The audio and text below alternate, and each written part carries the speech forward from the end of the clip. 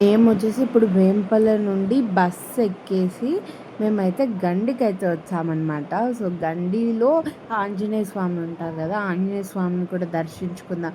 So, Vempalle నుంచి గండికి hardly 10 minutes అనమాట. So, ఇంత దూరం వచ్చి ఆంజనేయ స్వామిని దర్శించుకోకుండా ఎళ్ళడం ఎందుకు అని జెప్పేసి మంచిగా మేమైతే గండికొచ్చేసామనమాట. సో, ఇక్కడ మంచి షాప్స్ అన్నీ ఉన్నాయి. సో, ఇలా మాట్లాడుకుంటూ లోపలికైతే వస్తున్నాము. సో, ఇక్కడ చాలా బావుంది. మేము ఎండ ఉన్నా గూడా క్లైమేట్ కొంచెం చల్లగా గాలి వస్తూ చాలా అనిపించిందనమాట. లోపలైతే నా వీడియోస్ అలో లేదని జెప్పారు. సో, నేను ఆల్మోస్ట్ ఇంకా సెల్ పెట్టినాననమాట వీడియో తీద్దామని. వాళ్ళక్కడే చెప్పేసారు. నో వీడియోస్ అని జెప్పేసి.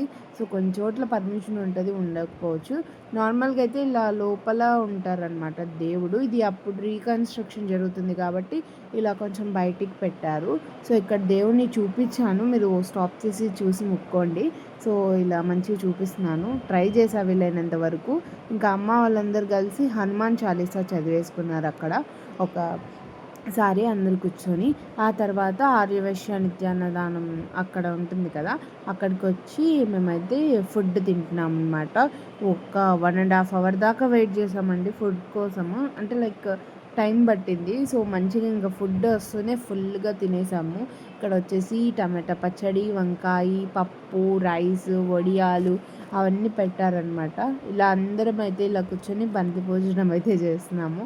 సో, మంచిగా లంచ్ చేసాము. అక్కడికే మాకు 1:30 అయింది మేము లంచ్ స్టార్ట్ చేసేసరికి. ఇంకా మంచి లంచ్ తిని మేము మళ్ళీ బ్యాక్ టు ప్రొద్దుటూరు రావాలని చెప్పేసి ఫాస్ట్‌గా లంచ్ తినేసిన. నేను కూడా లంచ్ తినేసాననమాట. సో, ఇక్కడ చూడండి మంచి కొండలు ఎంత బావుందో అసలు. ఇక్కడైతే ఇంకా మేము నడుచుకుంటూ బస్ కోసం అయితే వెళ్ళిపోతున్నాము. బస్ ఎక్కి మేము ఇంకా బ్యాక్ టు ప్రొద్దుటూరు వచ్చేయాలి. సో, క్లైమేట్ అయితే చాలా బావుంది. నాకైతే నచ్చింది. ఓకే. బాయ్.